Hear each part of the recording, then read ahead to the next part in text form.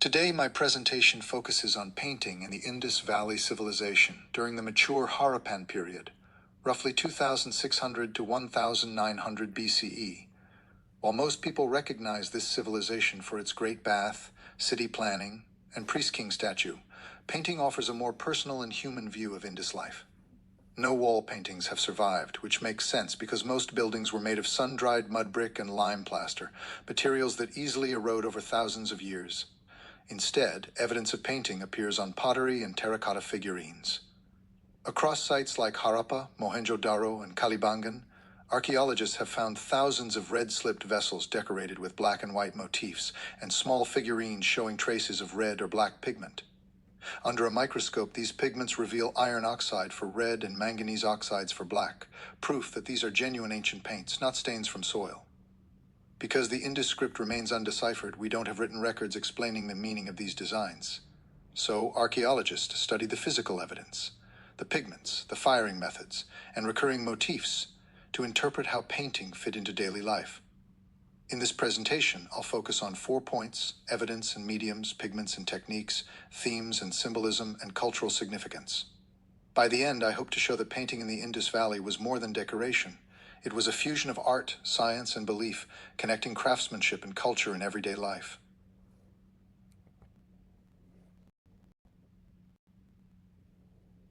Now that I've introduced the topic, let's begin with the evidence, how we know painting existed in the Indus Valley civilization. The biggest challenge is that no wall paintings have survived. That's not because the Indus people didn't paint, but because their building materials couldn't last. Most houses were made of sun-dried mud brick, coated with lime plaster, which eroded after thousands of years of flooding and monsoon weather. So instead of murals, our evidence comes from objects that did survive, mainly painted pottery and terracotta figurines. Across sites like Harappa, Mohenjo-daro, Kalibangan, Lothal, and Rakhigarhi, archaeologists have found thousands of pottery fragments, or sherds, still showing clear painted designs. These belong to what's known as the black-on-red ware tradition. Each vessel was coated with a red slip, a thin layer of iron-rich clay, and then decorated with black pigments before firing. Common motifs include wavy lines, geometric borders, leaves, and animal figures. Traces of paint also appear on terracotta figurines. Some female figures still have red pigment on their headdresses, and animal models show black stripes or markings. Chemical tests confirm these pigments contain hematite and manganese oxides, proving they are real paints, not soil stains. What's remarkable is that these painted objects came from ordinary homes, not temples or palaces. This shows painting was part of daily material culture, not elite art, turning simple jars and toys into objects of beauty and identity.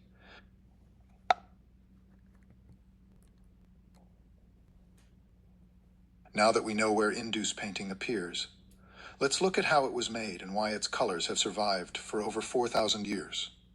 Archaeologists studying paint residues from Harappa, Kalibangan, and Lothal found that Indus painters worked entirely with natural minerals.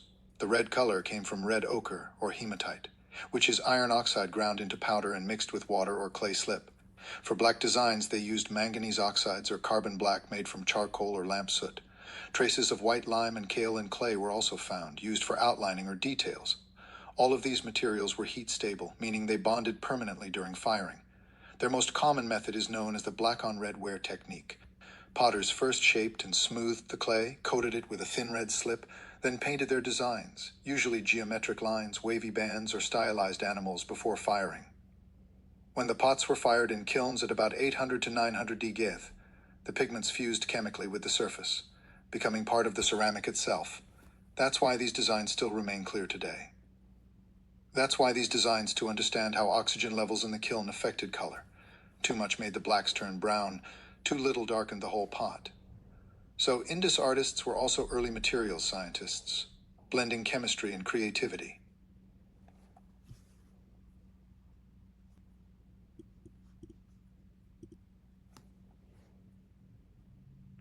The Indus Valley Civilization, which flourished between 2500 and 1500 BCE, is one of the world's earliest urban cultures.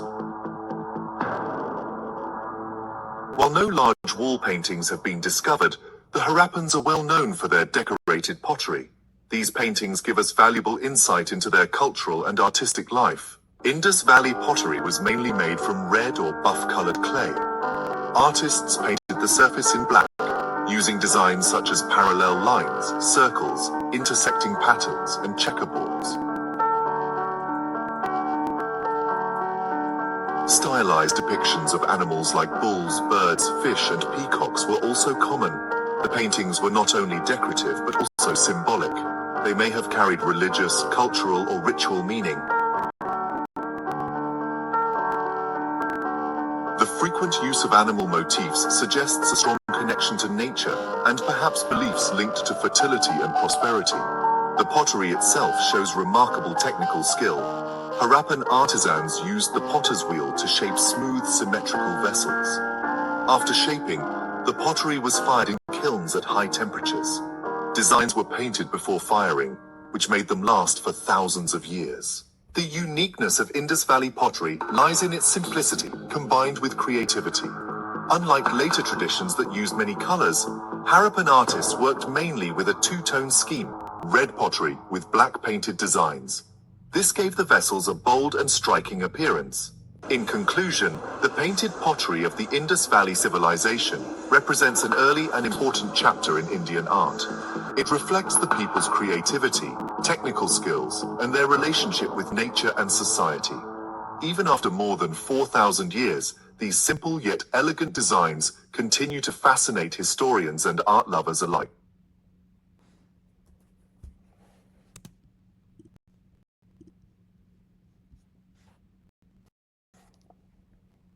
Through this process, simple clay vessels became lasting works of art, showing that Indus painting combined art, science, and precision craftsmanship.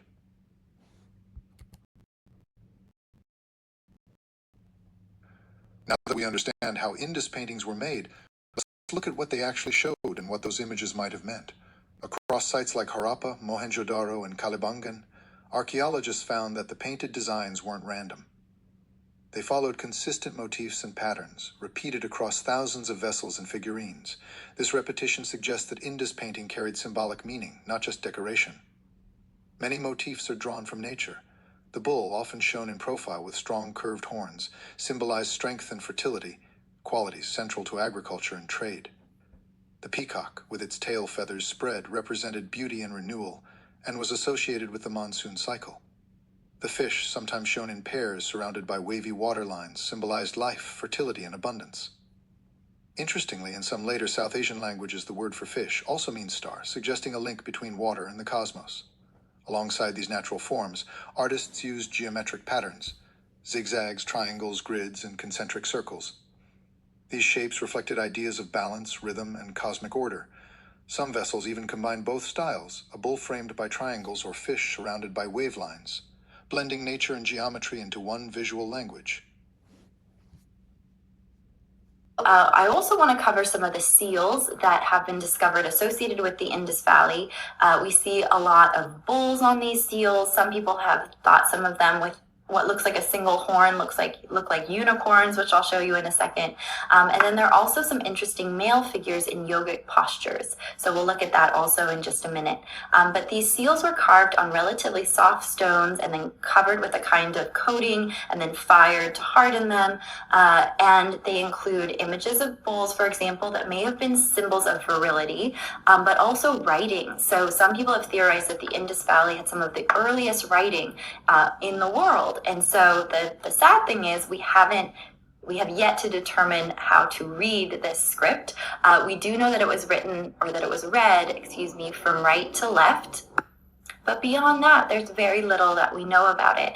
There are a couple of theories whether the symbols indicate certain words, that each one is a certain word. Some people think that it's an Indo-European language connecting it to northern India, while other people believe it's more of a Dravidian language or connected to southern India, because some people have theorized that people from the Indus Valley eventually migrated down to southern India. This is again hotly contested. There's some research that seems to connect it more to the South Indian tradition, and there's a playlist that includes a talk that supports that theory. So my playlist for Indus Valley, you can refer to that. But again, this is something that people should continue to research, and hopefully one day we will discover what this text text means. These seals were used to mark goods, so people could mark their personal identity with these particular stamps or seals. Here's a seal with a bull. This is the one with the single horn that some people have called the unicorn. Again, you can see that script running from right to left and how you could use this like a stamp, again, to mark goods or belongings. Here's one where you actually see an imprint of that seal showing an elephant. This is the most famous of the seals. This is a square stamp seal with seated figure in yogic posture. Some people have called this a proto-Shiva. Some people have talked about it, including some Buddhist symbolism. And so let's go through some of the different interpretations. So looking at this figure, it has 3 faces, 1, 2, 3. So that's one interpretation, which connects it nicely to Shiva, because we tend to see those multiple faces in some representations of Shiva from Hinduism later on.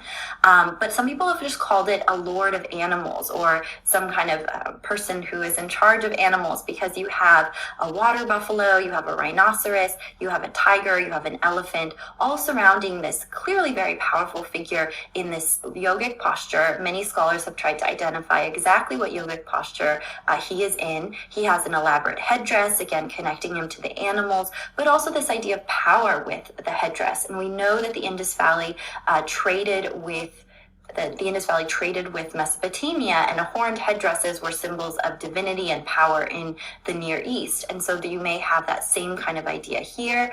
Again, we have writing along the top, however, we have not deciphered it.